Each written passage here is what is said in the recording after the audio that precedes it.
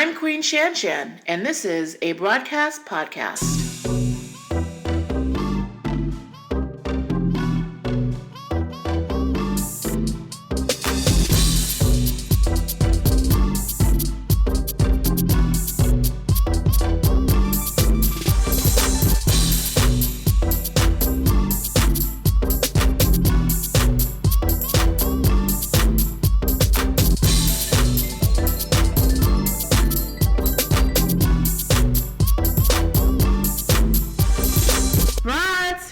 Welcome back. What? It is season 3. I cannot wait to you guys.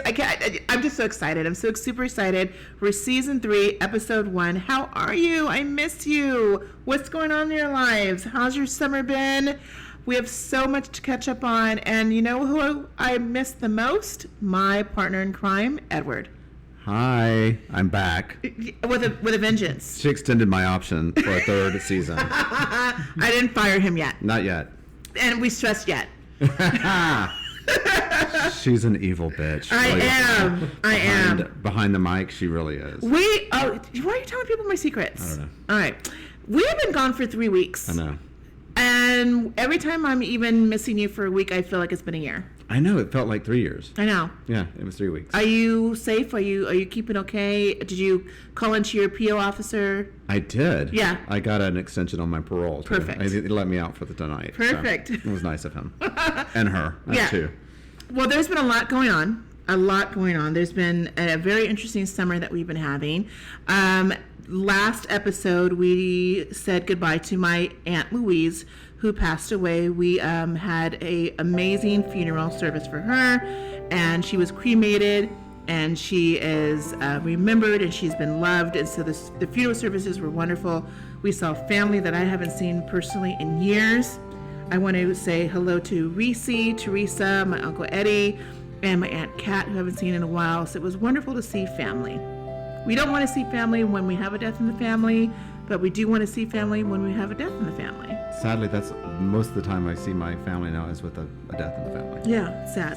But yeah. But it was good, and everybody had a great time. We ate some amazing food, some barbecue, and it was just a wonderful time. Parents, they took a dive. Both of my parents, who have pre-dementia, took a sad dive, both of them, to a different level. So now we've hired an actual assistant. We don't want to call him a nurse. We've hired an assistant, and now she's coming to my parents' aid 3 to 4 days a week. Oh, wow. I know. That's good, though. Yeah, it's good. It's been very disheartening to me and my brother, but we're not ready to put them in the home, and I don't think we're going to put them in a home anytime soon because my mom and dad still are functional. Right. My dad can still drive short distances to like a grocery store, to Costco, and they look forward to that, or going to a movie or something like that. But on the everyday occurrence, my mom and dad have short-term memory. Right. And the house needs to be kept.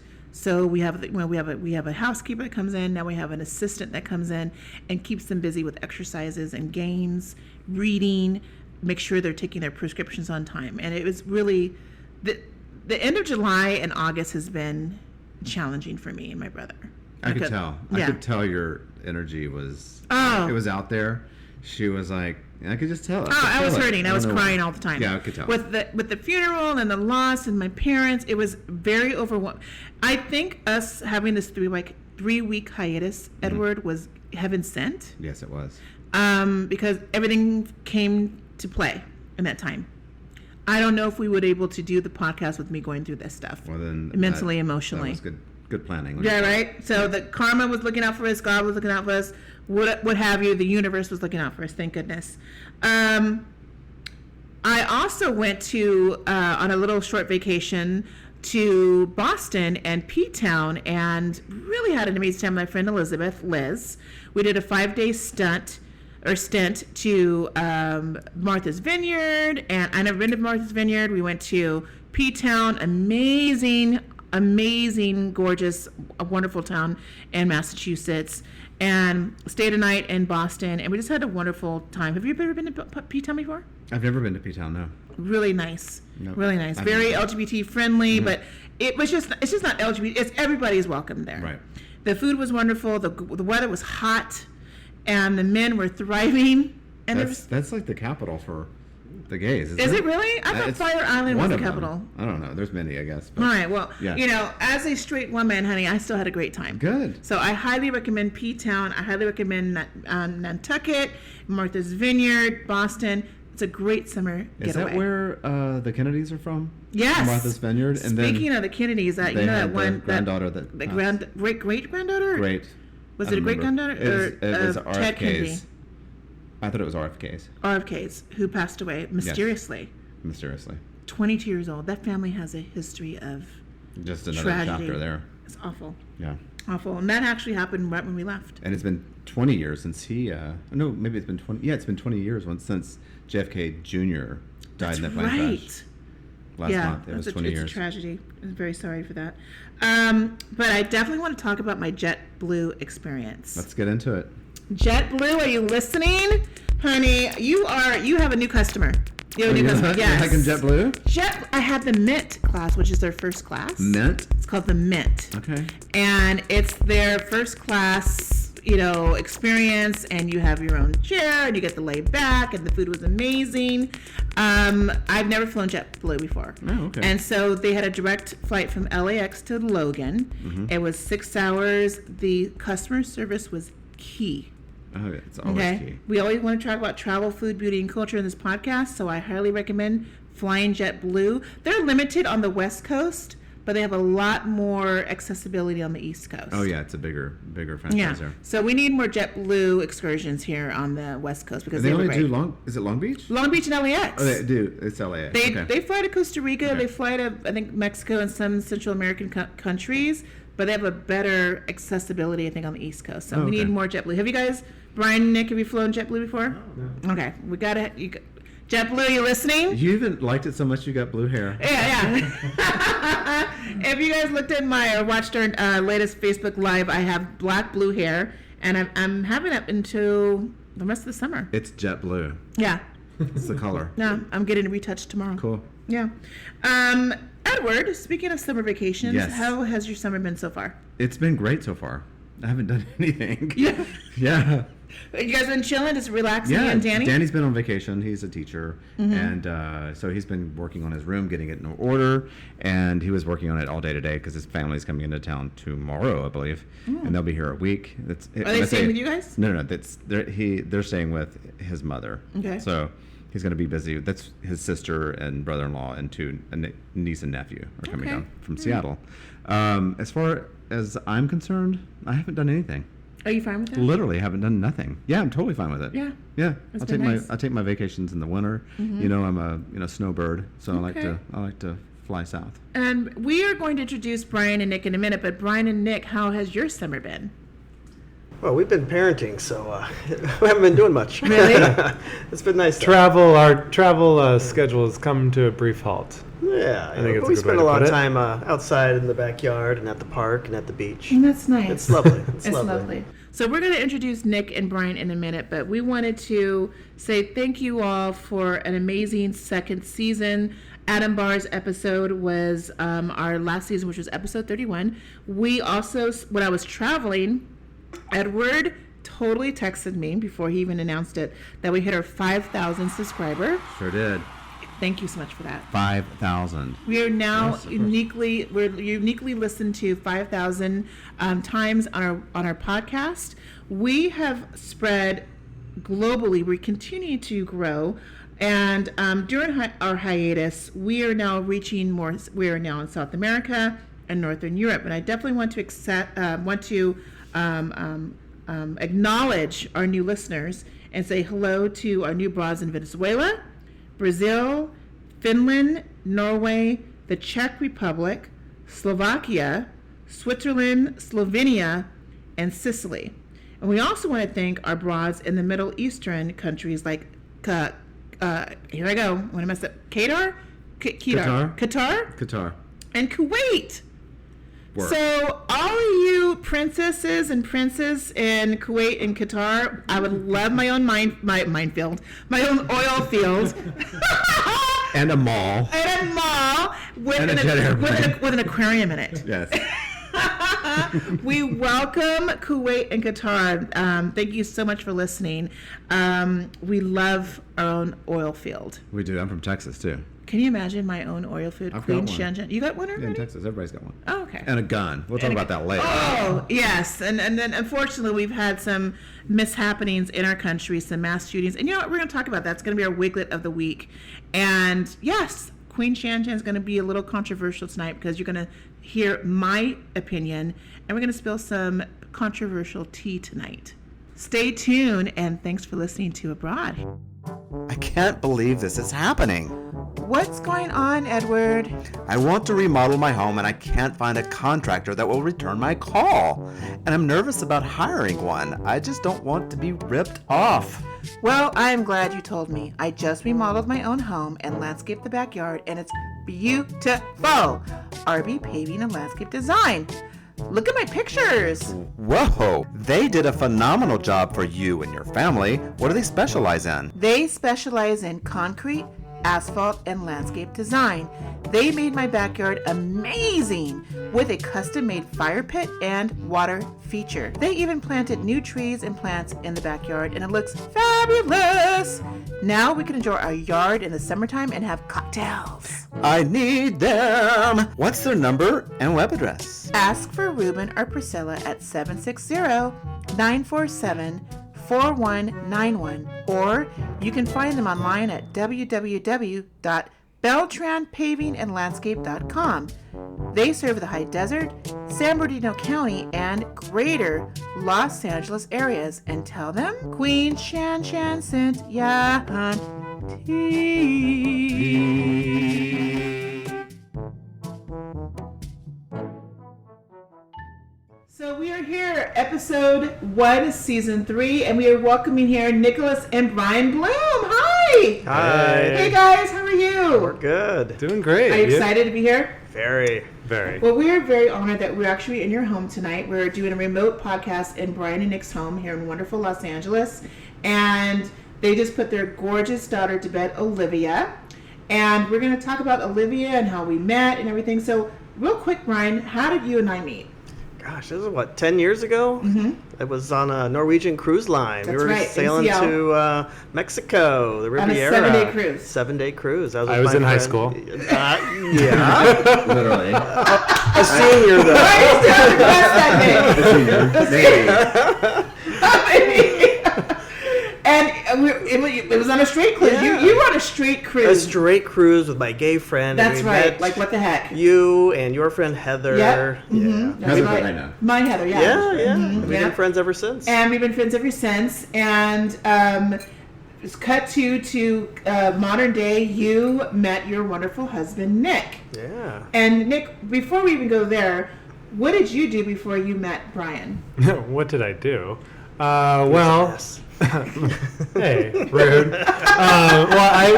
When Brian and I, actually right before we had met, I made this jump from Denver, kind of a quick stop in Minnesota where I was from, but then moved to Chicago, and I was living in Chicago right when we met. Okay. And how did you two meet romantically? How did you actually say, hi, how are you? Do you want to tell the story? Well, yeah, well, the first time actually was the first hello was at LAX. We just happened to be both traveling on business and On JetBlue. on not JetBlue, but We're a United I was probably family. wearing blue United because it is family? my favorite color. Okay. And this tall, handsome gentleman was walking by, and we did the old cross eyes and Well, you guys were smile. staring at each other Yeah. and like saying hi, like Yeah, giving he- lofty eyes to each other. I mean, he gave me a few winks. Okay. Wink, I a played smile, hardball. Winks and winks? a wink and a smile, and then it was the the walk past and then a turn. And then you have that moment where you could either just smile and walk away, or you could turn around and say hi. And I just Okay. said hi. On the plane. No, this is in the No, like in the in the- terminal. In the Yeah. terminal. In the terminal. Our gates So were you- like next to each other. Yeah, yeah, it was really Oh. cute. So we just traded numbers and we were texting for a few days. I actually gave him my real number. Yeah, yeah. I'm like, is this really Thought you? about it. Because we all get fake numbers and we're like, we don't know, right? We don't know. So, no, he's cute. I'll give him my real number. Okay. So we got to Okay. know each other over text message for about 3 days, and the fun part is you Didn't exchange any X-rated pics. No X-rated pics. Nope. There's no dick pics. No. Okay. This is the old-fashioned way. Oh, we can say dick pics on here? This is a family production. Did my nose just grow? Pinocchio. Yeah. I think No, so. we were gentlemen. You're a gentleman. Yeah. Wow, that's great. Because Yeah, why? Why? Well, Why was that? a few days later, early on, Gentlemen, I don't really know. To be honest actually, with you. good point. A few days later, we found out we were both going to be traveling through O'Hare at O'Hare a few days later, In and that was Chicago. actually our second time meeting. Okay. So first time was LAX, second time was O'Hare. You're like, I can just show him in person. Yeah, I'm like, I just airport bathroom. sure. Yeah. Okay. Yeah. Classy. Gentlemen, remember Knock on the gentlemen? Yeah, the old-fashioned way. They're like, Three knocks. The congressman is down in the other Right. That's right.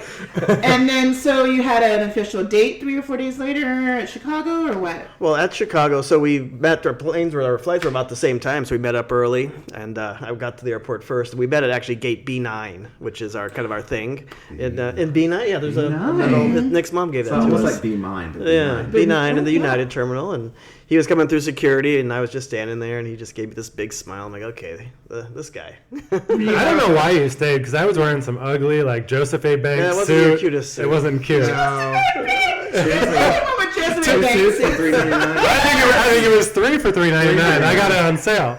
And I'm like, oh, I can dress him. He's a project. We always say, "Oh, I can fix him." I can fix him.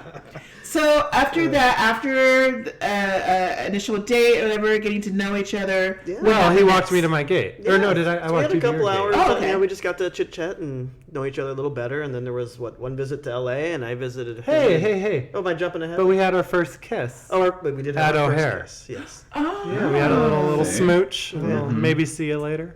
Okay. Yeah. Okay. Yeah. Got to give him a little tease to I come don't back. remember. Did I come to Minneapolis first, or did you go to LA first? I don't remember that part. You came to Minneapolis. I think I came to Minneapolis first. Okay, that makes sense. Was So that you for- were living in Minneapolis. Chicago, but went to Chicago. Minneapolis because Okay. that's where my family's at. Got it. Yeah, so he Gotcha. met me there. Do they really call it the Minneapple or no? You No, can't say that. No, anymore. they don't call it Okay. that. They called it the mini apple before? That's a new one to me. I didn't know that. They call it the Twin Cities. That is a very obscure movie reference from a young adult. So I just wanted Mini apple. to Okay. throw it out there. Somebody got it. And then, so after Minnesota, So then you came to LA. LA that was my first time really, aside from like my work trip, because I didn't count that as a trip to LA because I went to, where'd I go? Like, not San Bernardino, like Bakersfield. Yeah. Oh, Lord. Yeah. So I didn't count that in that No, LA yeah. trip. Yeah. Well, that's say bye for our Bakersfield listeners. Hi, You Bakersfield. love your Bakersfield. Yeah. And that was Pay your rent. Bakersfield pays Our first the wigs. Pays the wigs. date dinner. Oh, so you did have to come to LA first then, because we ate at Ink. Ah, which you're was right. Over on Melrose. So that was your first official date? yeah. Yeah, and then Minnesota. Yeah, which Okay. actually we call our anniversary was the first day of our date, which is actually coincidentally the first or the day we got married, July 22nd. Oh, that's right. Okay. So we have one dating anniversary, one wedding anniversary. So cut to, you guys were kind of like a long distance relationship for a while because Nick wasn't living here. So then he started work in Chicago, and so, gosh, that's why I know I fell in love with this guy. Because in the winter, we went back and forth. I probably went to Chicago more than he came to LA in the dead of winter. In the dead of winter. In And Chicago. Brian doesn't do winter. And Right. I was not prepared. I know, Chicago's a whole different world. Oh, cold. Yeah. Yeah. I think it helped because your sister was living there too, so it was wasn't very just nice. me. Yes, that's very true. Lisa Yeah. was living there too. Okay. Yeah. And then just the relationship blossomed. Yeah, it was just natural. Like lesbians. It's just love at first 'Cause sight. we- the old fashioned. Because real quick, it got real serious. Yes. Like this. Packed up our U-Haul, got your packed up U-Haul? our kitties, minus the U-Haul, minus the kitties. Right. Yeah. And Like lesbians. basically, Nick, you moved to Los Angeles to be with Brian. You Yeah. changed your life to be with your new man. Well, he got him a job first, but yeah. Well, that was Oh, that's right. We got engaged while I was That's living in right. Chicago. You got him a job, or Well, he got himself a job. you got here in yourself LA. a job? At Did you Cedars. You transferred? No, I got a job that paid me a relocation to move out here, and Nice. so That's it the way to do helped. it. Yeah. That's the way. That's smart Yeah. man right there. But before I would make the move, I had to get engaged. Right. Of course. You Of had course. to put a ring on it. I had to put a ring on Of it. course. Of course. Of course. What was your family's reaction to meeting each other? I think both great. My mom thought he was Greek the first time I showed her a picture of him. Mm-hmm. I'm like, What did your mom think of Nick? Oh, my mom adored Nick. Yeah. Your sister? Love. Everyone Yes. loves Nick. Yes. May I ask a burning question? Yeah. And I'm sorry if I'm getting on your turf. You're not getting my turf. What's the age gap? Oh, that's like 50 and 80. It's bigger than mine, right? Bigger than. Basically, in gay years, that is about right. Yeah. No, it's 17 years. Okay. Yeah, and I'm we're 14 proud with of my it. Partner, so Yeah. Okay. It Yeah, doesn't it works matter. for us. Oh my goodness. Yeah. We're actually, was He asked my mom for permission to marry me. I did. Oh, that's nice. That was in That's very Chicago. traditional. Have you ever the Old-fashioned old Very fashioned traditional. way? Yeah. That was And really your cute. mom said obviously yes. Well, she said, I'll think about it. No, she did. She did? She started crying, and yes, it was great. Yeah. Oh, that's good. Yeah. But apparently, according to my notes, it was a very short courtship, Oh yeah. but a long engagement. Absolutely. Okay. Yeah. Yeah. It's kind of like it's kind of old fashioned. It's like and we knew when we locked eyes. At least I did. It's like you do. It's like love at first sight. Right. Like he's the one. What are your signs? It just makes you feel good all over. Your No, like signs your are sign- astrological. Easy. Okay, old man. What are your signs? Are you gonna read my horoscope? I'm an Aries. Yeah. Definitely an Aries, and I'm kind of a Gemini. Kind of. But you're either you are or you're not. I'm definitely a Gemini. You're definitely a Gemini. May Okay. 31st. May 31st and April April. 14th. Yeah, and I'm April 17th, so me and Brian Oh, yeah. totally get along Yeah. for sure. Right. Yeah. So I want to go cut to after the engagement. You guys had your announcements. I want to cut to this fabulous wedding that we were invited to, which yeah. was literally 2 years ago. You guys been married now over 2 years now. Over 2 Your years. anniversary was June 20. July I'm 22nd. sorry, July 22nd. Second. So my parents is July 23rd. So I always correlate you guys with my parents' anniversary. Their wedding, Edward, was insane.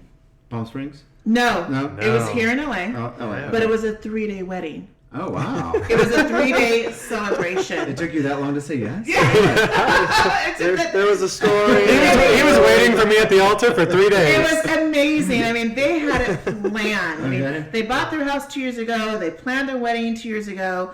And this wedding was based on the meeting. The whole theme was air travel, plane, because they met in the airport and everything. So they gave us no indication how the wedding was. It was just like, be here at this minute, and this was the theme. I mean, Brian and Nick had it planned. It was ridiculous.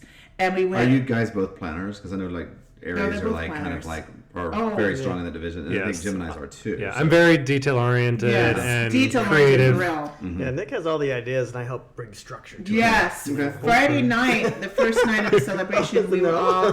They had 2 buses of guests going to the Malibu winery. Okay. That was their Meet and greet. meet and greet of the family and friends of the wedding party, and all of us were bused Friday night to the Malibu Wines winery, which was amazing. They had pizza and cocktails flowing. It was wonderful. We all stayed at the Ritz Carlton. Two doughs What? pizza. Was Ritz Carlton, honey. Yeah, We Marina don't Del play Rey. around. No. We didn't stay at the I Holiday Inn. remember this one. Yes, I do Ritz remember Carlton. this. Their theme colors were blue and orange. Your favorite colors? Yeah. Those are Well, my blue. They had Yeah. navy blue and orange. Okay. Yeah, that's right, because you're favorite. That's right. And then, so Saturday was a 12-hour, 13-hour event. From rise and shine, afternoon, getting to the wedding, getting married. You were married at, what was this amazing glass chapel area? It's called Wayfarer's Chapel. Yeah. and Out that in was like the located- Rancho Palos Verdes Yeah, area. gorgeous glass. Oh, I know that. I've been there. Yeah, glass Gorgeous. chapel on the Beautiful. cliff. Yeah. Absolutely beautiful. Beautiful ceremony. They had this Bentley Rolls Royce. Get it right, honey. Sorry. Yeah. Sorry, Bentley. Sorry, Rolls Royce. This Rolls Royce limousine that picked them up, and they were just boot scooting it. It was so highfalutin, this wedding, that when there was destinations that we were bused, and they had flight attendants on the bus serving us champagne and hors d'oeuvres on the bus. Okay. This Come sounds on. amazing. And this sounds like the wedding, if I ever wanted to get married, would want to do. Okay. Yeah. Can I ask a ballpark? Like, if I give a figure, can you be like, yes, or higher? Or lower? Yeah. The cost? Yeah. Can I say 65,000? Right around there. Okay. Yeah, for everything. Right around there for Yeah, everything. Yeah. But yeah, it was a great because they had an itinerary, and we had to be at a hangar to see them go fly their first private Oh, lessons. yeah. We chartered a flight. They chartered a flight, and we went to see them take off in the damn airport. That is. Wasn't that amazing? It was insane. Hold up, wait. It was insane. You guys got in a little private plane? Yes, Yeah. the And Cessna. flew away? So after the ceremony. Well, we leave everyone waving goodbye Yeah, to we were us. waving goodbye. This is like 2:00 in the afternoon. At Torrance Airport. That is badass. it really, Yes. it really was. I gotta tell you, that's. And we had empanadas as a snack. Duh. The From Nono's Empanadas. Empanadas? Yes, it was Did they have your delicious. initials baked onto them? Or no? Oh, we should have done that. No? But again, it was Next time. airport. It was Anniversary. travel themed. It was airport themed, and then they were, they met at B9 at the terminal. So everything was B9, and there was like little indications of how they met and how they gathered. And then the reception was at The Proud Bird. the Proud Bird, and Which is right by The LAX. airport. Yes. By We met. Santa Monica. Yes. Santa Monica. Now they couldn't have one room; they had to have 2 rooms. The whole damn thing, really. Basically, they rented the Honestly. whole location because they had a pre-reception for cocktails and little bites, and then we had the dinner downstairs in this huge room. And Can we go back to the pre-reception, though? yes, please. We had a special guest. Oh my goodness, we had Ruby. J-Lo? Ruby Red Monroe. She was a drag Ah. queen who Ah. did a performance for the reception. Okay. Nice. And we took pictures. They had a photo booth at the reception. This is the pre-reception now. This is pre-reception. We're still drinking, having a good time, and having 12-hour wedding. snacks. This is the reception for the reception. Reception for Yeah. the reception, damn it. Why not? You know, Why not? Why not? And so we go downstairs, full on. Everybody has assigned tables, assigned seatings, and their theme for the assigned tables were different spots that they traveled to around the United States. Around the That is world. Genius. Or around the world. Yeah. Genius. That's great. It was Yeah. awesome. And our table, though, our table was one spot we hadn't been to. Yeah. And that was. We went for our honeymoon. Greece. Greece. Athens, Greece. Greece was our Greece. airport, Okay. yeah. And we danced all night. To visit your ancestors, obviously. Yes, met up with the family that couldn't make We it. danced a little bit downstairs, and they took the party back upstairs to the other reception. And then Brian and Nick had this cute little routine dance extravaganza for the guests. It was super cute. The dance routine, thank you, Arnell. Thank you, Arnell. Yeah. Yes, Arnell. Yeah. He was our Amazing. They wrapped choreographer. Their dance routine. And Really? it was to La La Land. It was one of the songs from Yeah. La La Songs it was from dope. La La Land. Love her. So it Was she there too? Land. She there dancing along with you. So we all stayed at the Ritz-Carlton. The next day we had brunch and pool party. The next day on Sunday, and then everybody left. But it's That's one of like It really was paradise. amazing. it was And then an we took off amazing for 3 weekend. weeks. Yeah, you were Yeah, off then for we 2 left weeks. the next Greece. day we Yeah. did Athens and Santorini and Crete and Mykonos. Right. Oh, was that sounds lovely. amazing. So was lovely. let's take a break, and we're going to talk about the after party. Today, I'm finally an adult. You know why? Because I got life insurance, y'all. I got my life insurance policy through shaninsure.com. That's spelled SHANINSURE.com. Be sure to check them out because they are a full-service licensed insurance agency. And you can be an adult too. Be sure to tell them that Queen Shanshan sent you. Hunteeeee! So Brian and Nick, obviously you fell in love, and you had goals for both of you as a couple, as a married couple. And I'm sure family was the utmost goal into this marriage. You wanted children, and Nick, you wanted children. As two men, obviously you can't have naturally children unless you had another relationship with a woman. So you decided to have a child, and you wanted to do a surrogacy instead of adoption. I want to talk about why did you choose a surrogacy versus adoption? Well, we looked at both really in the beginning, and I think we both landed on the fact that we'd like to carry on our own genetic lineage, and we had the possibility to do this with some assistance from a benefit that we get at my work actually, which helps cover some of the IVF fees. Oh, that's great. Yeah. That's So great. we were just able to make it happen. Yeah.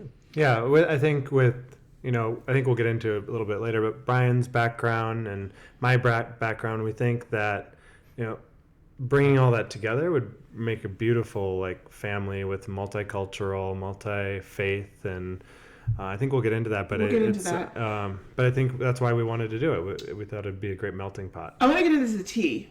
When did you come out, Nick, to your family that you were gay? Well, definitely, I came out to my mom first. So I came out to my mom after my first year of college. I was back for my birthday, May, and my mom was taking me back to the airport to fly back to Denver because I was living in Denver for my undergrad. And her and I go to the mall. We have a little bit of time before my flight. So we go to, I think it was like TGI Fridays at the Mall of America. And we're sitting there. We have like an hour to kill before my flight. And my mom was single at the time. So it was that conversation of like, oh, are you dating anyone? Blah, blah, blah. And then my mom turned the table on me. She's like, are you dating anyone? I'm like, well, this is my time, I guess, if I want to come out. So I did. I found it as the right time. I said, yeah, I actually am dating someone. I whipped out my phone and scrolled to the recent picture, appropriate mom picture, of the guy I was dating at the time. And I said, this is who I'm dating. I said, his name's Ryan. And my mom burst into tears. I'm like, come on, Mom, you knew. She knew. She's like, They yeah, know. I know. They My know. mom's always there. Yeah, and so then from there on out, we just she was a champion, and she was always supportive. Yeah. What about your dad? Dad was a different story. Dad always was a supporter of mine. Loved my brother and I. Because your brother like nothing is else. also gay as well. Yeah, so my brother is also gay, but I was obviously the first one to come out because I'm older. I'm 5 years older than him. I came out to my dad. We were in Canada on a fishing trip, and we had an opportunity where we were waiting for our flight to come in. It was a float plane, landed on the lake. So we were waiting for that flight to come in, and while we were sitting there on this cliff overlooking the lake, I thought that was a good time, so I came out to him. Took it well. Said, your brother and you are the most important things to me. So whatever makes you happy, I'll be in support of. And then from there on out, my dad was one of my biggest fans and biggest supporters. It's funny now that he's actually he was married then as well, remarried to Stacy, my stepmom. Correct. And total 5 kids. So it's my brother and I. And then Stacy has 3 kids as well. And so of the 5 kids, there's 4 boys and 1 girl. 3 of the 4 boys are gay. What? Yeah. Phil's straight His stepbrother. with his lovely girlfriend, who we love, Bree, and Hannah is the only girl. I can see why you went with the option to carry your genes on, because it's like, Yeah. you know, We have three I gay had the blessing boys. of like my brother and my sister passing all these names around, so I'm like, I'm safe, but I get it. And as the oldest of the gays, I'm like, I don't know about these other 2 carrying on the lineage, so I guess I'm gonna have to.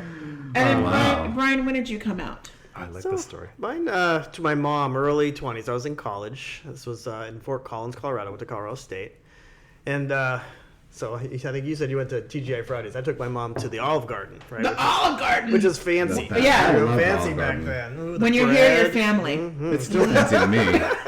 We gotta get those breadsticks. Oh, The you can breadsticks eat that. and the Alfredo sauce is the bomb. Wow. Yes. So it set the perfect evening, right? And so you try to get up enough, guts to say, hey, I'm gay. But so we got to dinner, had a lovely dinner, and just talked about everything but being gay, right? And so we're finishing dinner and driving home, and then like we're getting close to her place. And I'm like, okay, I've got to tell you something, Mom. She's like, I know, your sister told me. Oh. Yep. Your mom Good was old sister. sharp. Yep. She was sharp. The story gets better though. Yeah. So rewind that one. So when I came out to my sister, it was cute because she was going to school in Greeley at University of Northern Colorado, and we were talking on the phone, and she had called. She was having broke up with a boyfriend or something. She was crying and stuff. I'm just listening. She's like, I just want to find a good man. And I paused for a minute. I was like, me too. Oh. And she paused. She said, I knew it. But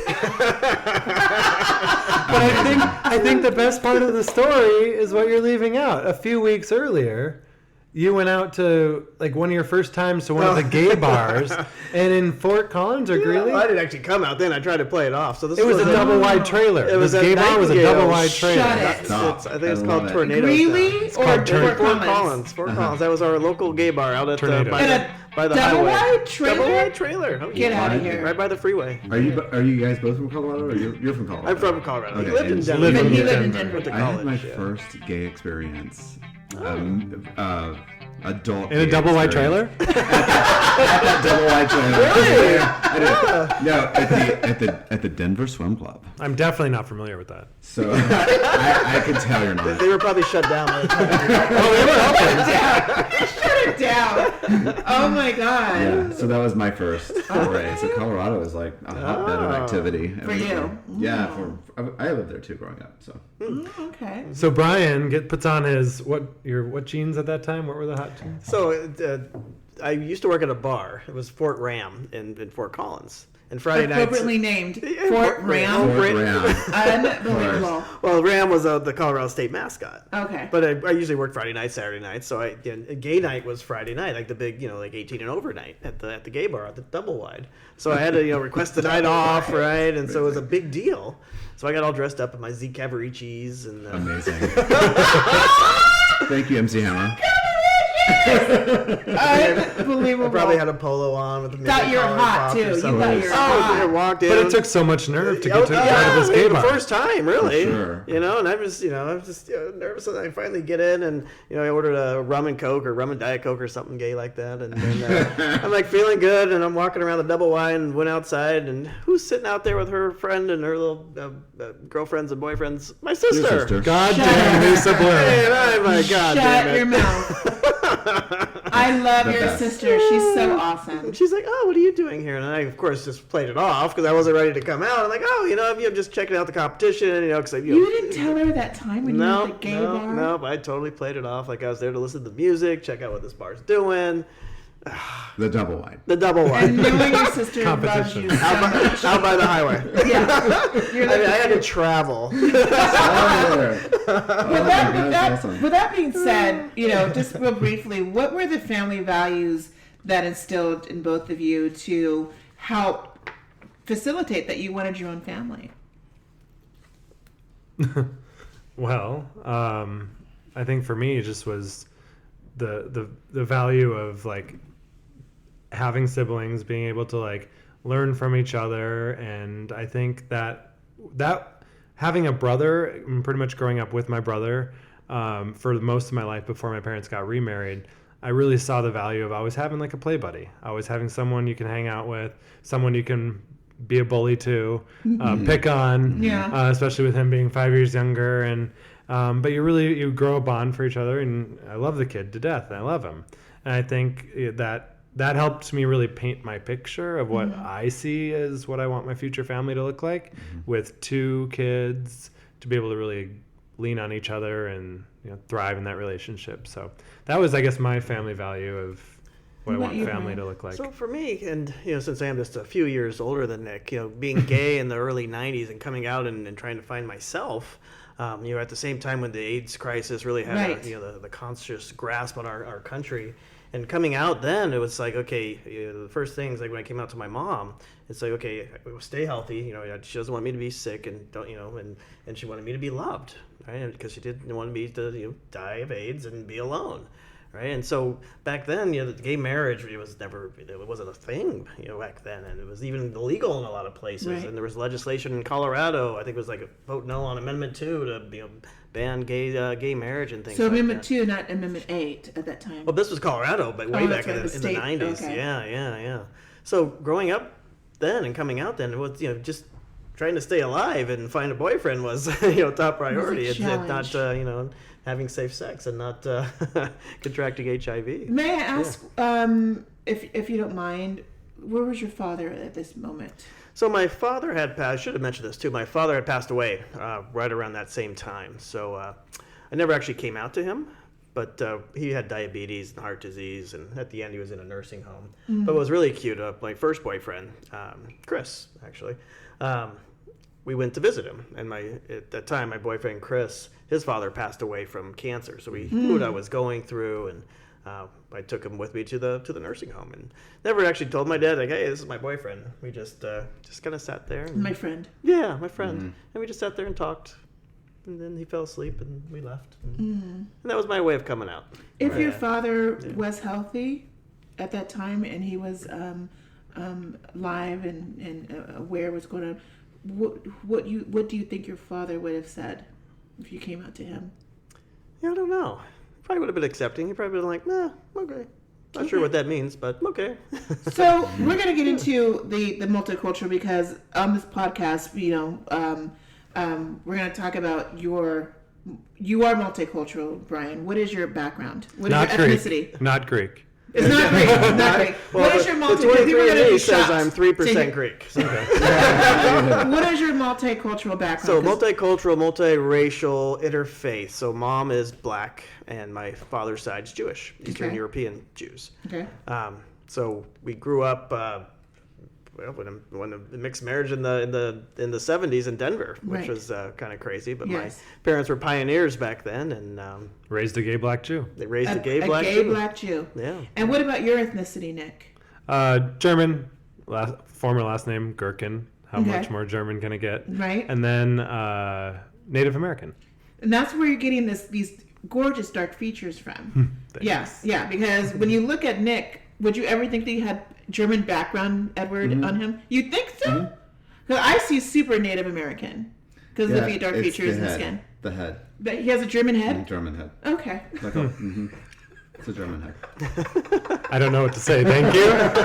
Thank you. I'm sorry. I'm sorry. It's like we have Oh, so you're German bigger too. head. Yeah, because Edward is like, he's got some German and French, though. Yeah, German and French. Okay, well, cool. So we're going to talk about that. Let's talk about the vagina issue. We're going to edit that out. We're going to go... The Devon out. What's the issue? We love vaginas. We're going to talk about the vagina issue. We got two gay men wanting a child. And let's be honest, science says we need sperm and we need vagina to make a child. But you guys defied that because you said, well, we want to go through a surrogacy program. Why surrogacy versus adoption? And we already kind of touched on it. But literally, you could have went to DCFS, you could have went to CPS and filed some papers and filed for a baby and then adoption. Why surrogacy again?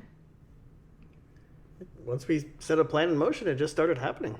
Yeah, I think what was important for us is we said, all right, let's visualize our family portrait. If we were to have a family portrait up on the wall, what would we want it to look like? And our family portrait had a dog, had Brian and I, had a little girl, had a little boy, and we wanted it to look like we're all a family. And I think that it was important for us just to kind of like visualize our family portrait and be on the same page before we decided to ever go forward with like starting a family, whether it was surrogacy or adoption. For those who are wanting to know what the process is like in finding a surrogacy, can you give us a brief description on what you had to go through in terms of lawyers, finding the right person, the cost? What did you have to do to get to where you are today? Well, we learned there's definitely a right way to do it, and there's definitely a wrong way to do it. I think we learned it was a roller coaster, that's for sure. Lots of ups and downs. Our first experience, because to get Olivia actually was our second journey. We had to do 2 journeys. And that first journey was a lot of downs on that roller coaster.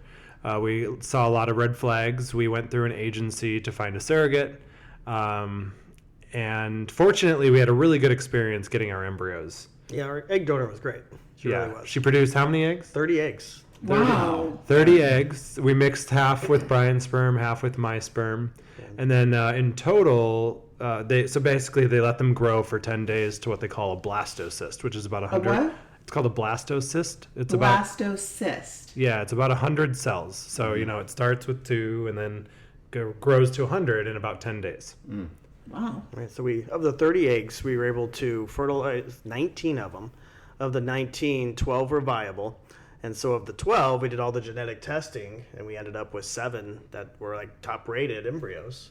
Yeah. And so Is this through still the agency, or this is through your This is through health the fertility insurance? The clinic, the fertility The clinic. clinic. Yeah. So you have to have a How doctor. did you find this clinic? This clinic we actually found through.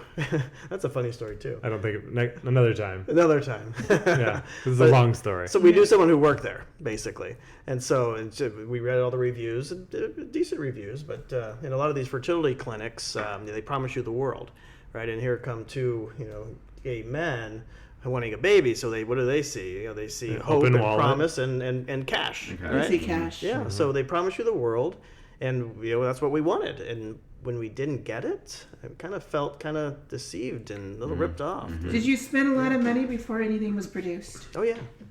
Is that what you have to sign in terms of a contract? Like, this is still a big maybe. This is not nothing's guaranteed. I do have to say, though, that our journey to creating the embryos was a pretty smooth ride. That was good. So once that's a huge step. So anytime I'm like explaining this process to someone, I say, you really have to break it up into chunks. You have to break it up into different phases because A, it's a long journey, and breaking up into phases makes it easier to digest. And B, it's a little easier to think about financially too when you're able to break it up. So like once you get to that milestone of having those embryos ready to go, you can like pause there. They're on ice, they're frozen, they're chilling, and then you can figure out your next steps. You don't have to rush it. Okay, we're gonna spill Yeah. the tea. What did you spend at this time? Pausing there, I think. Well, for the Brian knows all the egg dollars. donor, for that piece of it, that was probably maybe $20,000. Egg donor, meds, 30 creation grand. of the embryos. Test $40,000.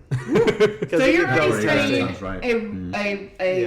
a year's of regular person's minimum wage, basically, Oh yeah. to even start a process of getting the yeah. embryos harvested. Oh, yeah. Correct? Those Yeah, 12 absolutely. embryos, yeah. Good God. Yeah. So $40,000 off the bat, and it's not even a promise. And we didn't have to use an agency for egg donor, so that you could tack on another $10,000, agency $20,000. fee. $10,000 to $20,000 agency fee to find you an Just to egg find donor. you that. Okay, so cut to the first process didn't work out.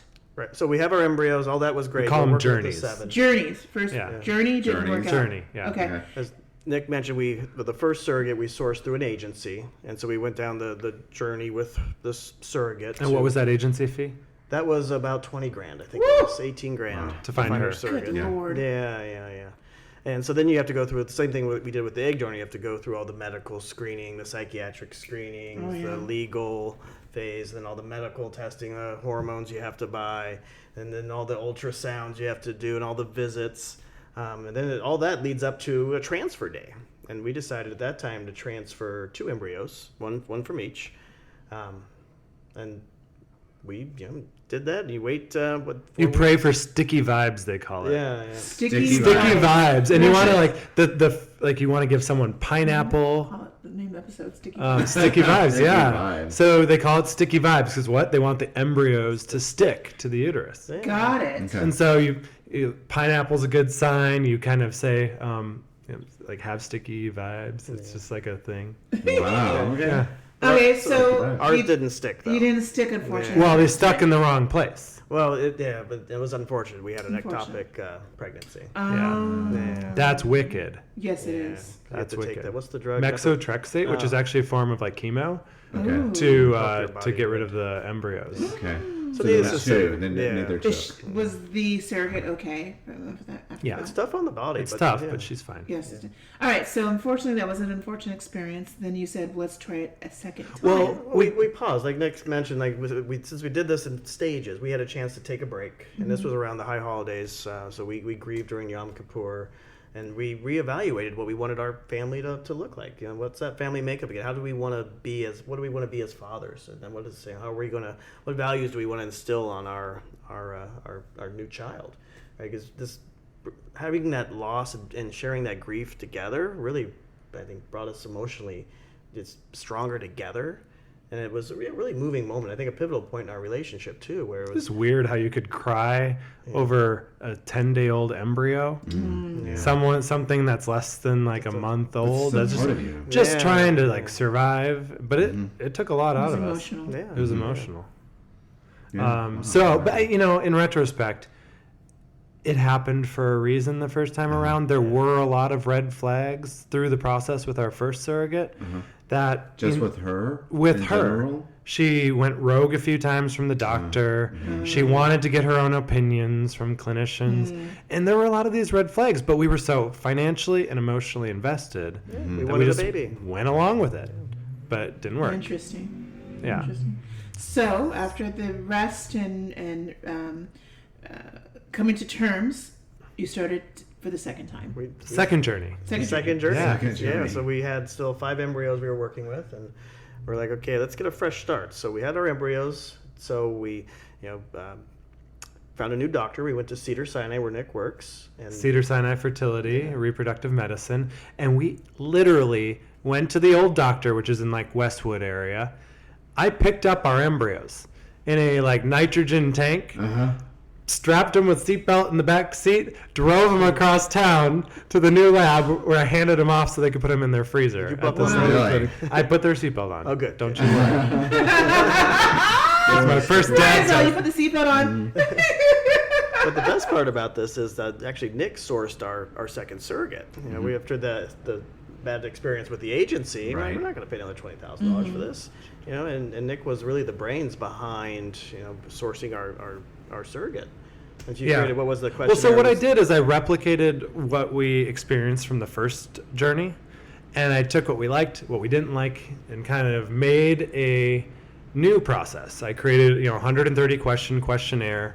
God, this guy's an overachiever. I sourced over 100 interested applicants from a bunch of different sources. And then I started screening them. And what was important for us is we needed to find someone we trusted. So after we weeded through the 130 question questionnaire, we narrowed it down to about 15 or so, set up some Skype, FaceTime interviews with the new candidates that were interested, weeded it down to about 5 from there. And then we continued conversations with a few of them, and we just really wanted to find like what was the best fit. Yeah. I think it was actually Halloween, 2017. Yes, 17. Yeah, Halloween 2017. 2017 was a very adventurous year for everybody. Yeah. So it was Halloween 2017 where we matched with our surrogate. I remember that because she sent a picture of picture her of the daughter in family, her in her Halloween costume. So she's been a surrogate before for other people? No, First time. No, first time. Okay. She has her own kids. She has 3 a kids of her own. set of twin boys and a daughter. And why did Oh, she wow. decide to be a surrogate this time? She's an angel. She literally is a saint. She does she puts her minds to these her mind, she only has one. She puts her mind to these things and accomplishes them, like an ultra marathon. She wants to be like a yoga teacher, and she wants to then become a surrogate. So she has these life goals that she just puts her mind to, Interesting. and this was one of them. And She is wanted that to help what someone you else wanted start a the family. recipe to be for your child? Absolutely. Because you could, I'm going to be honest, this is a test tube baby.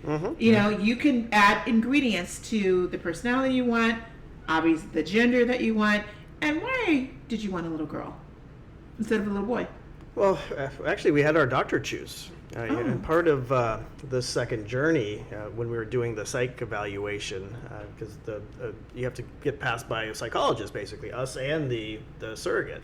And her husband. And her family, basically. So we had our appointment for a psychologist. Nick and I were going first, and then we met the 4 of us together, and then the 2 of them with the psychologist. So when I got to the appointment, Nick was running a little bit behind, and we were talking. We were just having chat with LA traffic. Yeah, LA traffic. We were I was talking with the psychologist, and she was just asking questions about family makeup, and I was like, I want a boy because I want to carry on the Bloom name, and Nick's Native American, and we want to carry on that lineage and that, and so we're like, yeah, we wanted boys. We transferred 2 boys in the beginning, and then the psychologist said something that really stuck with me was she asked me a couple of questions. He said, Brian, you guys are married, right? I said, yes, we are. Yeah. Said, you have the same last name. You're both Bloom, right? I said, yeah, we are. She says, you realize when that baby's born, you're both going to be the father. It doesn't matter whose biological genetics it is. It's going to be our baby. And so from that point on, we started to train. You probably remember this, Shannon. We started to train our family and our friends to don't ask whose who's the dad, who's the father, whose genes is it? It's our baby. Right, so that way people will love it as our baby and not knowing that, oh yeah, that's Brian's genes or Nick's genes. It's our baby. Yes. And so that has really helped us be very confident with how we. And we also made the decision to not find out the sex. Yeah, so that led to the. So that's Yeah. so the whole 9 months while the baby was cooking. Yeah. You made sure that when you were in the room doing the ultrasound with the surrogate, that the nurse or who was doing it said, "Don't tell us what the sex is of the baby." That's You right. did not know for 9 months if it was a boy or girl. Yep, we had said at the transfer, the doctors were thawing out. Like, okay, what do you guys want to do here? That we just said, don't tell us. We don't want Wow! to know So gender. you So he literally The you doctor picked. literally the doctor's pick. They picked you the best literally one. the day that the baby was born found out she was a girl. Yeah. Shut your mouth. Literally, so it was a C-section. So That's a fun story, we were in the operating room with our surrogate, and we were sitting at the head of the OR table with her, and there's a curtain up, right? You know, because they want to block Yeah. what's going on down there. And so when they're at the point where they're about to deliver the baby, the anesthesiologist says, "You guys ready?" We're like, "Ready for what?" He's like, "Stand up." There could have been some preparation for this. Yeah, you could have like mentally prepared us for what was going to. Right. About to see. So we stand up, and the doctor literally reaches his hand. You saw this. Oh, yeah, he was reaches very his dramatic hand about into it. the incision, Yes. grabs the baby, pulls the baby out by the neck, and ta-da! Like the Lion King? I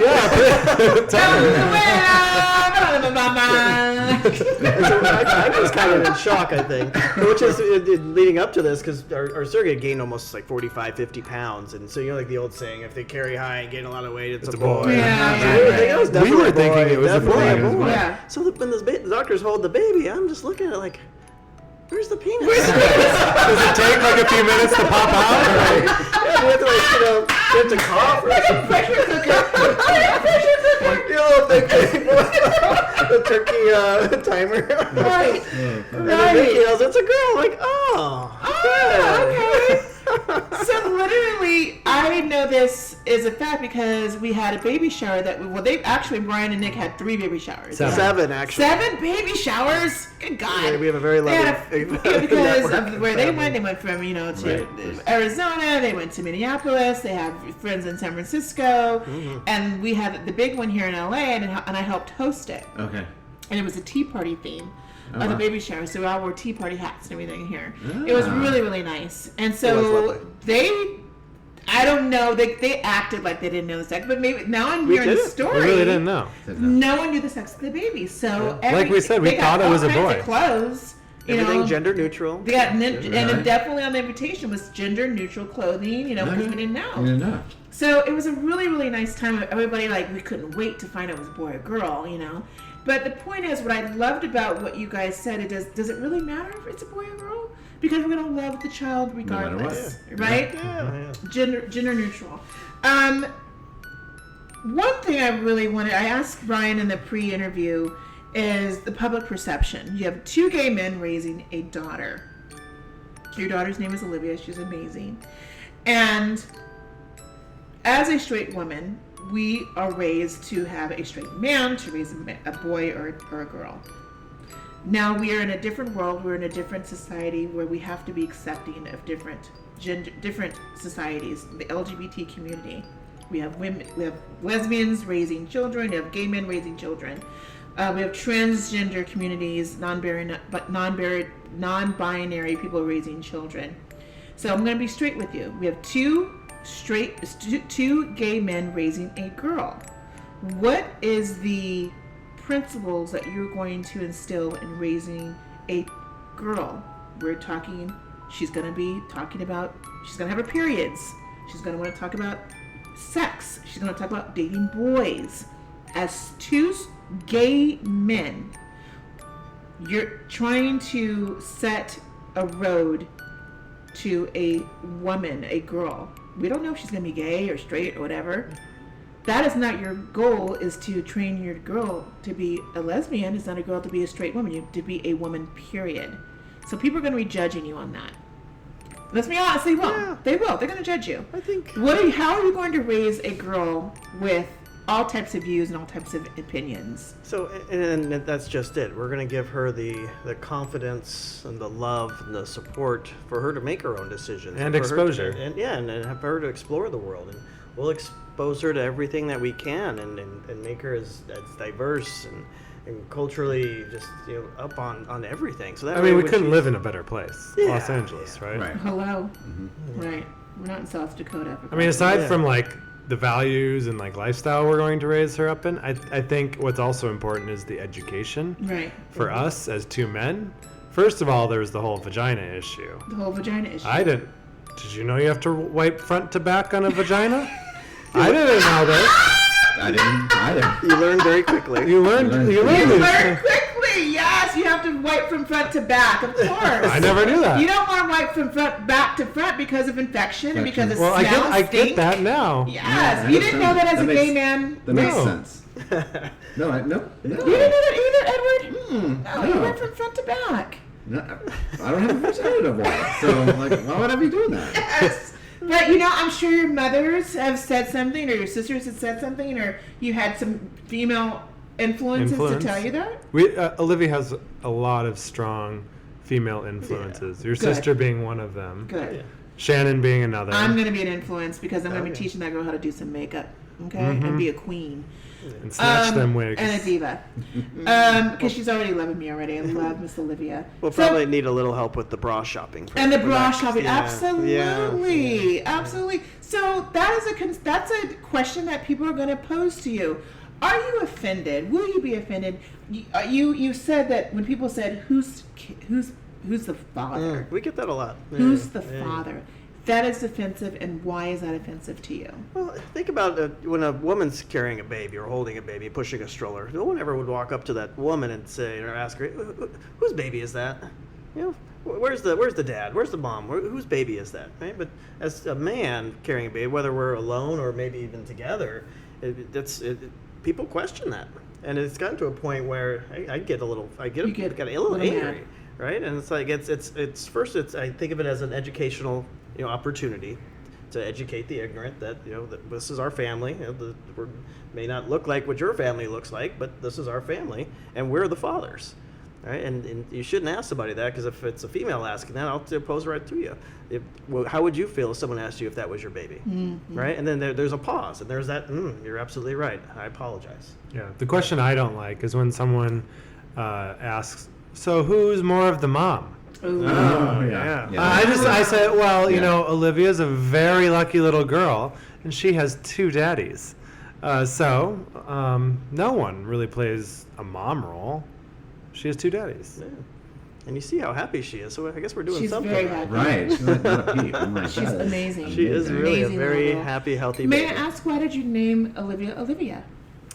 So, how did we come to Olivia? We just love the We were on a classic, hike in Greece, and we came up with her name. the olive trees. Yeah, wasn't it? Yes, in Greece. Yes. But we actually had a different middle name planned for her up until July of Oh, yeah. 2018. So the plan was Olivia Rose Bloom, which actually that's Rose nice. was from was it your family? Yeah, my great grandma. Yeah. But then after my mom passed away, we used my mom's family name, so Olivia Moore Bloom. Oh, Yeah. wow. Olivia Well done. Moore Bloom. Bloom. Yeah, Moore. Got Okay. it. There's never Newton was never in the mix. Olivia Newton Bloom. No, No, never there. no. Okay. Do you know who that What is? it is. No. Shade. Shade. Let me get my umbrella. We're going to take a quick break, and we're going to get into the tea of Miss Olivia Bloom. Queen Shanshan, I hear you have a date tonight. Why, yes, I do. And we're actually looking for a place to eat for dinner tonight. Any suggestions? Yes, I know the perfect place. Ma's Italian Kitchen. Great idea. They have an amazing seared salmon plate, grilled New York steak, and also baked chicken parmigiana. You're welcome. Thank you. You know what? I gotta tell them Queen Shanshan sent me. Hunteeeee.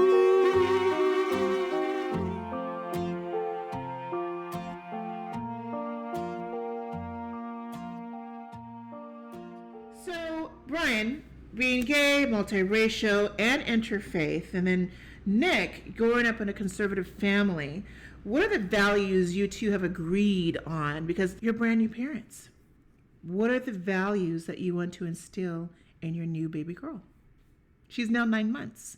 She's now crawling, and the world is her oyster. What are the oysters? What are the jewels that you want to plant into Olivia? Well, I think that was a conversation that we had during the pregnancy, and we figured out, do we want to raise her Christian? Do we want to raise her Jewish? Like what cultural things were significant to either one of us that we wanted to bring into her life, and what did we land on? So we landed on a mix of everything, really. I think religiously, we're finding our faith and being more involved with the Jewish religion and the traditions and the culture. And so we gave Olivia a naming ceremony, and we'll ultimately raise her in the Jewish faith.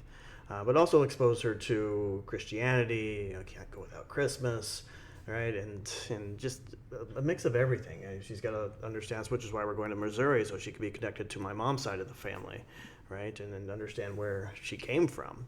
And then being very involved with Nick's family, with both sides, the Native American side and the German side, and just have her be just very confident with who she is and her family unit, where she came from. That's great. Yeah, That's and then important. she can say my parents are Native American, Black, Jewish, gay. She sure can. Christian. We're all nuts. And she's a Yeah, little all everything, nuts. right? Yeah. And I'm really curious, as she becomes able to make decisions on her own, I'm curious if we have a vegan baby on our hands. Ooh. Because our surrogate was vegan, Oh. and she was on our surrogate's breast milk Okay. for the first 6 months of her life, which was Okay. vegan, I guess. It's milk, but Yeah. we won't get into that. So I'm curious to see if she ends up growing a vegan lifestyle. And- That'd be a very LA baby. Hello, very LA. Very much so. You got 2 gay dads, vegan. Come on.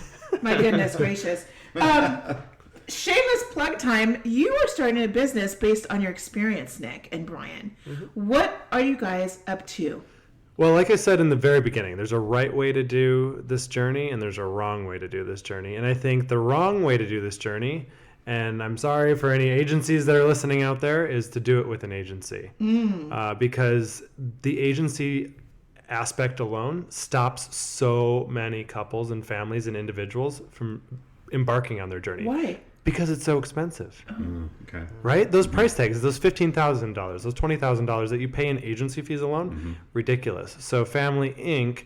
has been established to guide people through the journey, through the process, with the tools, the resources, the networks they need to make a successful journey and to make it their own journey. It's tailored to them. Let me get this straight. Yeah. Because of your experience, you and Brian are starting a business that is based on a surrogacy program that you're going to help facilitate couples or single people who want to have a surrogacy and help them guide on where to go, where to do this, what the prices may be, blah blah blah. Are you're not attorneys, Right. so are you like in a consultant company? Yeah, absolutely. I mean, you can look at it from that lens, and we have to think of it from a higher lens from surrogacy, because there's so much more than just the surrogacy element. You call it assisted reproductive technology. So any of that technology that is in play to make a baby happen, FMLY Inc. is involved. So finding your egg donor, finding your surrogate, going through the journey, the legal aspect, the psych aspect, the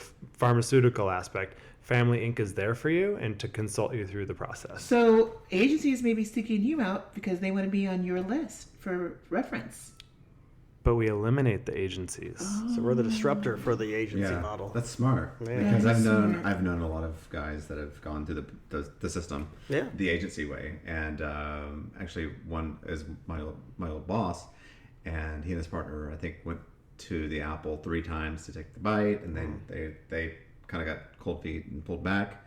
Maybe it was because of the agency. I don't know the entire story, but I know they eventually did. They have 3 kids now at one time. Surrogacy? Oh wow. Yeah, Wow. through a surrogate. And it was a rough ride. I know. Yeah. So it's, But I think we want to make familyhood a reality for anyone that wants to be a parent. And so that's why we came up with FMLY Inc. I love that name. Spelt FMLY. And that's where we're at. So how do people get in touch with you to start the process? Well, you can either find us FMLYinc.com, and hit us up on the contact page. Or just feel free to email me. Well, I will Nick put your at- information on the liner notes Okay, and on the perfect, yeah. newsletter, and obviously on the podcast, A Broad Productions Facebook page and Instagram page and Twitter. So we can find you. Great. If you're listening to this podcast, because there are millions of people out there who have exhausted their options in adoption, and they want to go to surrogacy. They can afford these rates and procedures, but they don't want to go through the red tape that you guys been through. Now you are experienced, and they want to know what really they can do to bypass and make it a quicker and joyful journey. Absolutely. Yeah. I want 10%. We'll talk, honey. You heard it here, folks. Okay. Well, thank you, Nick and Brian. Thank you so much. Thank you. Thank you. That was a lot of Yes, fun. Very Very informative, and we're so happy for you. Olivia is a wonderful little girl. She started crawling recently, right? Yeah, just about a month ago. And she's a smiling, happy baby. And she's got 2 loving parents who just adore her, and a huge family and friends network that's going to support her, right? Absolutely. And Queen Shanshan's going to be there. Absolutely. And I'm maybe 120. She's going to be, That's 4 years old. Auntie. Yeah. Yes, sir. She's going to be, Auntie Shanshan. I'm like, I'm right here, girl. I'm right here for you. So thank you guys so much. Thank you Thank so you. much for having us.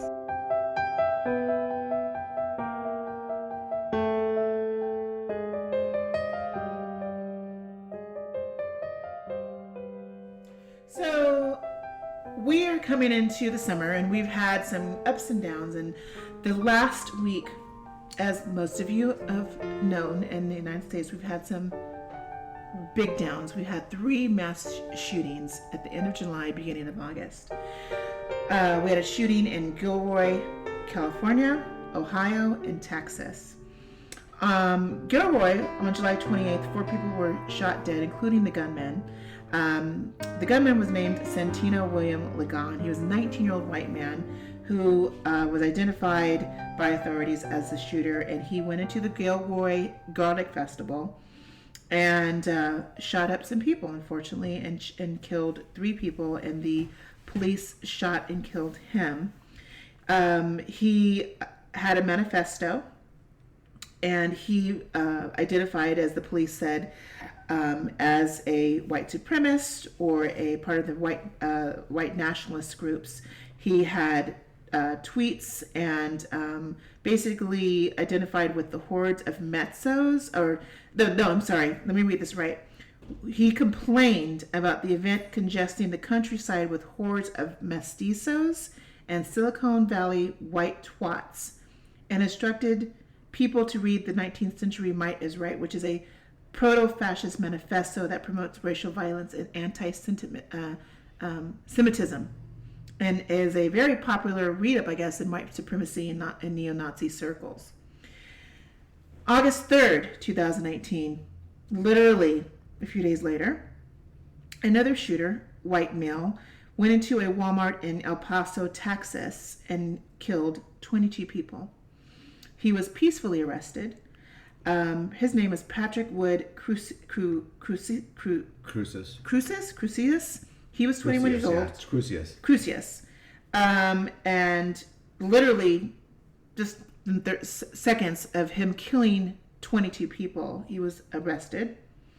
He also publicized a white nationalist anti-immigrant manifesto on social media immediately before the attack, and post inspiration from the Christchurch mosque shootings that happened last year. Or was that this year?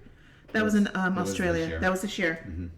It refers to the white genocide conspiracy theory. Did you know that why he ended up at Walmart? No. Because he was hungry. Yeah. He was hungry and went to Walmart? He was hungry, and he was apparently had some sort of other But he had destination. guns with him. I'm thinking the other destination was the wall. Probably. But he stopped at this Walmart because he was hungry and was lost. But he had his weapons with him. Yeah. Yeah, he just took him out and was like, fuck it, I'm going to do it here. Jesus I Christ. guess. But he was hungry, so he stopped at Walmart. Good Lord. Dayton, Ohio. The next day, literally the next day, August 4th, 10 people were killed, including the shooter, and he killed his own sister at a bar in Dayton, Ohio. His name is Connor Stephen Betts, 24-year-old white male, suspected. And he had home findings of showing interest of just killing people, period. killing people, period. What is going on with the white youth in America? I just don't understand. Can we call these mass shootings a cry for help with these young white men seeking help? And the argument is it mental illness or is it homegrown terrorism? Or can we say both? Can we say an individual that hates other races or ethnic societies is equivalent to having a mental health deficiency? I was raised myself to love everybody and everything. As a child, I knew I was a black child, but I didn't see people as being white or Mexican or Asian. I just saw them as people. The mother of the El Paso shooter called police literally 3 or 4 weeks before the shooting and said she was worried about her son getting an AK war type weapon.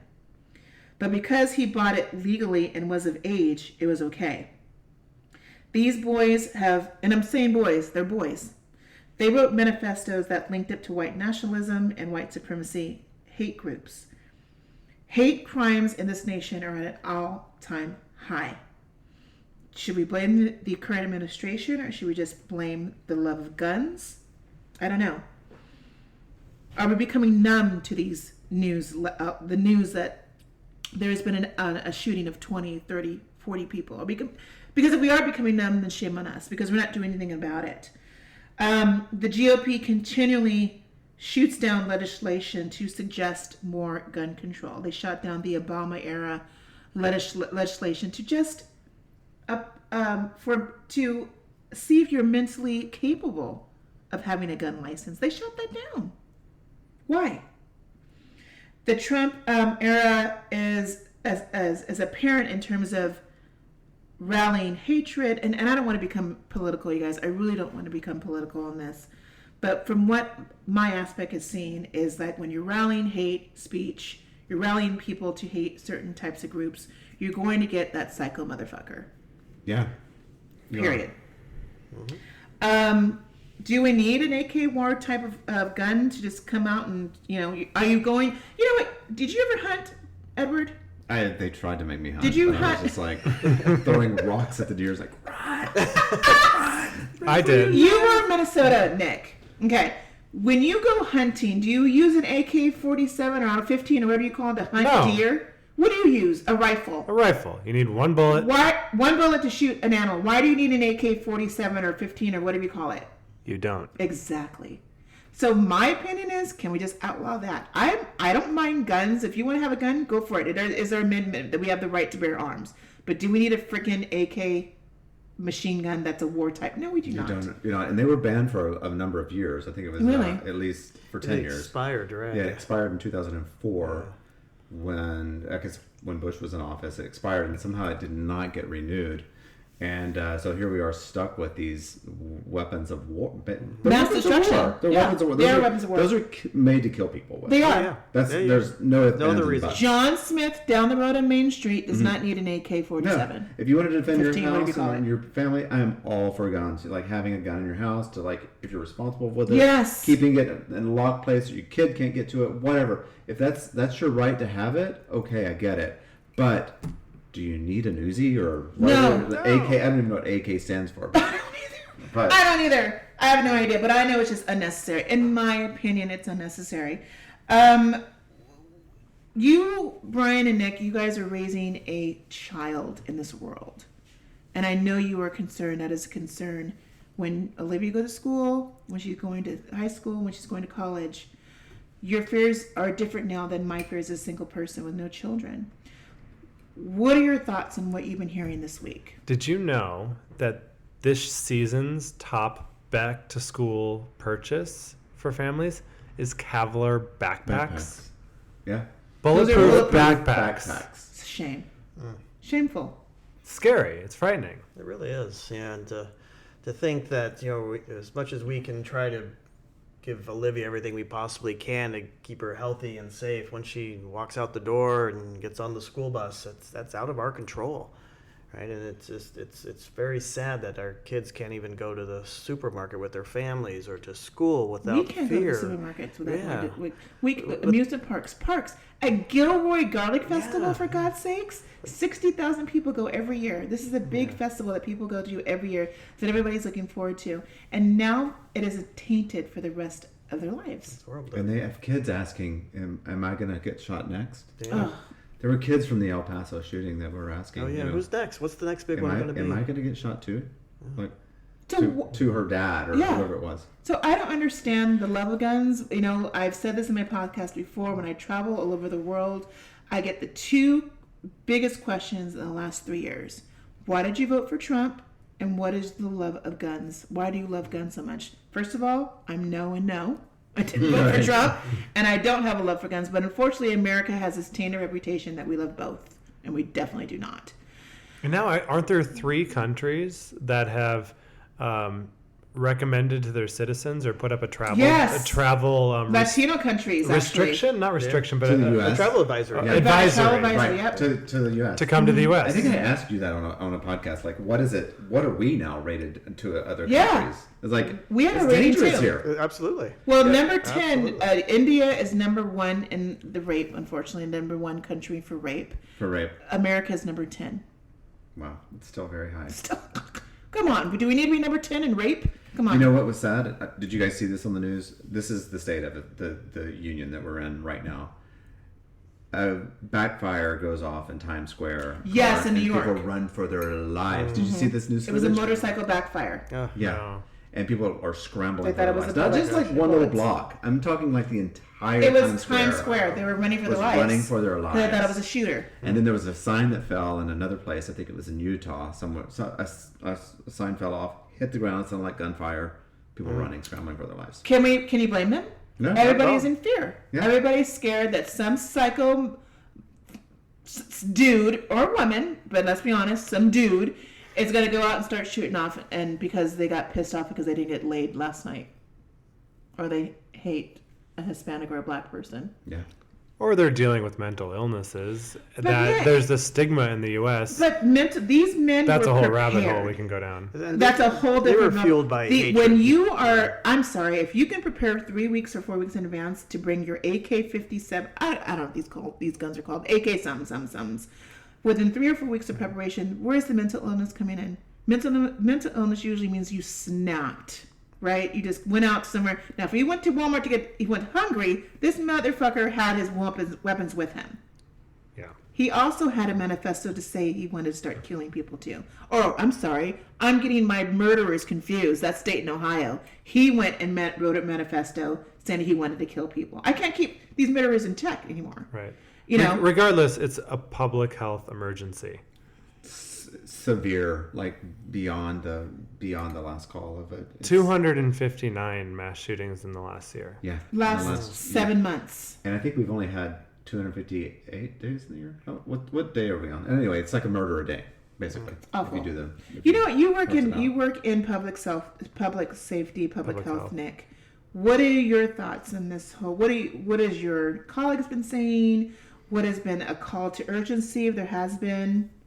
Well, so I work in the public health philanthropy sector, and there's a decision you have to make. Do you give to victims' funds? Do you give to are you reactive to respond to situations that are happening, or do you focus on trying to find the root cause? Focus on building education. Focus on gun violence prevention efforts. Because at some point we have to get to the root cause and stop just reacting to things that are That's happening. so true. And so that's our approach right That's now. your approach. That's a great approach. But unfortunately, you're small in numbers, correct? Because let's be honest, the NRA is what rules this. Yeah. They got the money, and they got the political backing. So until this administration or our new administration in the future can change legislation, we're still at ground zero, and nothing's going to change. Unfortunately, I'm going to close this wiglet on that thought because we have to continue to pray. Thoughts and prayers, let's be honest, may sound cheesy, but thoughts and prayers are going to go to these families who've been lost this week for no apparent reason. And we want to say we love you, and we hope you heal, and we hope to have a solution on this domestic violence and terrorism that we're dealing with in this country.